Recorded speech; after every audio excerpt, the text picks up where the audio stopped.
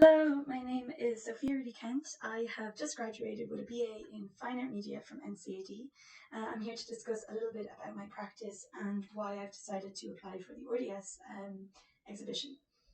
Towards the second half of second year, I became infatuated with this discussion of imperial loot and the collection. I specifically was drawn in by post-colonial critiques by Jacques Derrida, Frantz Fanon, and the subaltern texts of Gramsci.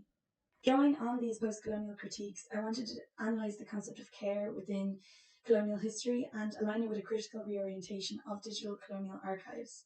I decided to specifically focus on Irish ethnographic, Ireland's ethnographic collections, as although I found international institutions interesting, such as the British Museum and the Smithsonian, I was more curious about this cycle of colonialism that was at play, as Ireland was a colony at the time, of obtaining these artifacts. I began researching a Burmese piece of imperial loot, which resides in Collins Barracks, which is a part of the National Museum's ethnographic collection. This reclining golden Buddha was looted by an Irish man working as a colonel in the British Army. He was sent on a punitive campaign to Burma in about 1886. By 1889, he had sent this Buddha along with other Burmese loot to the National Museum, where they have stayed ever since. The more I discovered about this specific artifact, the more I was enthralled, to be honest. I found it was referenced numerously in Ulysses, as it caught Joyce's eye as well. And then I also found that there were a set of diaries written by Charles Fitzgerald, which were based in the Ames Southeast Asia Library, which is in Minnesota.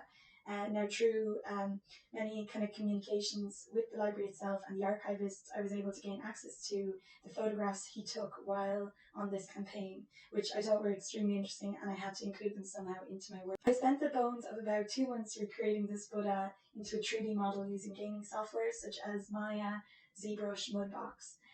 This allowed me to then bring the model into a virtual space on Unreal Engine, which allowed me to record it, as I knew that due to COVID I wouldn't be able to access the museum itself.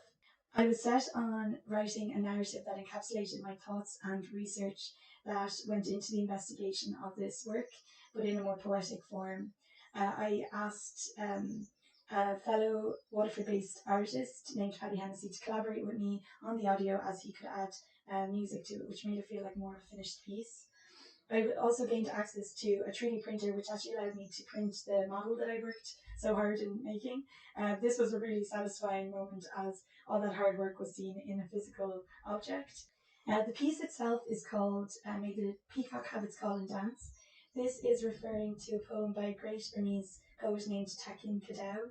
The peacock is a symbol of anti-colonial nationalist movements in Burma at the time, and continued to be a symbol for Burma.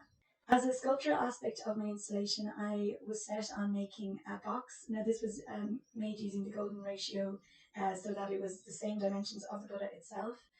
This box took about 3 days to make, and it is over a metre in length. Projecting my video piece onto the box allowed me to create a contemporary installation while also referencing the archaic objects I was dealing with.